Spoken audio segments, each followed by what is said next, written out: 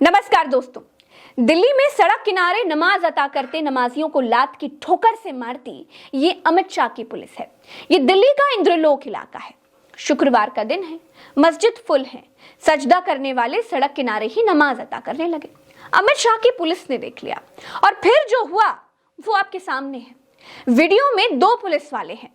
एक पुलिस वाला पंक्ति में पीछे की तरफ नमाज अता करने वाले नमाजी को लात मारता है। लात इतनी जोरदार थी कि नमाजी लड़खड़ा जाता है, फिर आगे बढ़ता है। आगे वाले नमाजी को जूते की ठोकर से जोरदार किक मारता है, फिर हाथ से कंधे को खींचता है, लेकिन आगे वाला नमाजी भाई बिना प्रार्थना पूरी किए उठता नहीं है। दोस्तों, जब दिल्ली में पुलिस नमाजियों को लातों से मार रही थी, उसी वक्त हमारे हिंदू धर्म में भगवान शंकर के लिए मनाया जाने वाला त्योहार शिवरात्रि भी था। भारत के बड़े बड़े मंदिरों में भयानक भीड़ थी। हालत ये थी कि मंदिरों के बाहर 1-1 किलोमीटर तक लाइनें लगी हुई थी। भक्त सड़क पर लाइन लगाकर खड़े थे। लेकिन क्या यहाँ किसी पुलिस वाले की ऐसी नीच हरकत करने की हिम्मत होती? नहीं होती, क्योंकि ये तरीका ही गलत है। पुलिस का एक मैनुअल होता है, उसके अनुसार पुलिस को कदम उठाने चाहिए। किसी भी आम आदमी के साथ इस तरह की हरकत करना शोभा नहीं देता पुलिस को। लेकिन ऐसा क्यों हुआ आप जानते हैं? ये इसलिए हुआ क्योंकि पिछले 10 सालों में बीजेपी ने हिंदू मुसलमान का जो जहर समाज में इंजेक्ट किया है, अब उसका रिएक्शन दिखाई देने लगा है। चलिए ये बात छोड़ दीजिए। एयरपोर्ट अथॉरिटी ऑफ इंडिया का रूल है कि प्लेन के भीतर पैसेंजर्स मजहबी काम अंजाम नहीं दे सकते, चाहे वो नमाज हो चाहे वो पूजा हो। लेकिन ये देखिए, ये फ्लाइट अयोध्या जा रही है। इस फ्लाइट में जय श्री राम के नारे लग रहे हैं। कोई एक्शन हुआ क्या? कोई एक्शन नहीं हुआ।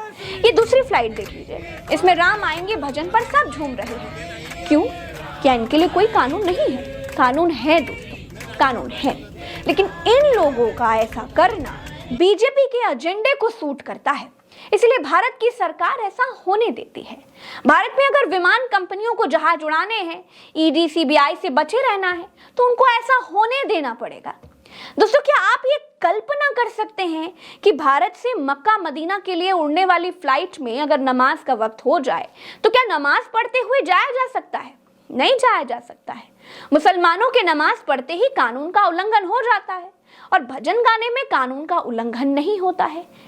10 साल में भारतीय जनता पार्टी ने सिर्फ लोगों में ही नफरत नहीं भरी है, सिर्फ लोगों को ही नफरती इंजेक्शन इंजेक्ट नहीं किया है, बल्कि भारत की संस्थाओं को भी जहरीला बना दिया है। इसलिए पुलिस वाले की हिम्मत नमाज पढ़ते लोगों को लात मारने की हो गई।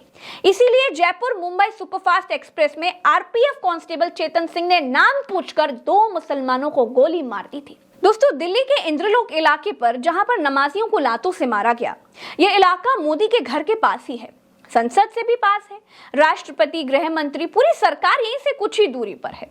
लेकिन धार्मिक आधार पर भारत देश की राजधानी की पुलिस मुस्लिमों के साथ ऐसा व्यवहार करती है।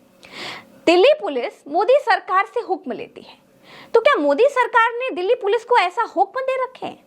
क्या दिल्ली पुलिस को ऐसी ट्रेनिंग दी है कि गधे की तरह लात मारना है?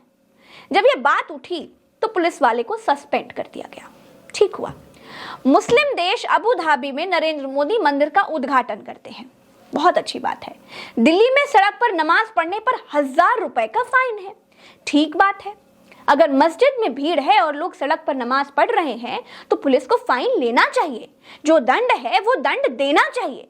लेकिन प्रार्थना कर रहे व्यक्ति को शैतान भी कभी लात नहीं मारता है। देखिए, मैं बिल्कुल खरी बात कहती हूँ, इसीलिए बदनाम हो जाती हूँ, इसीलिए गालियां खाती हूँ। हिंदू हो या मुसलमान, सब मेरे भाई हैं, मेरे देश के लोग हैं, हम सबका खून एक ही है। अगर किसी के साथ अन्याय होगा तो प्रज्ञा मिश्रा जरूर बोलेगी। अभी के लिए इतना ही, चलते हैं। राम राम, दुआ सलाम।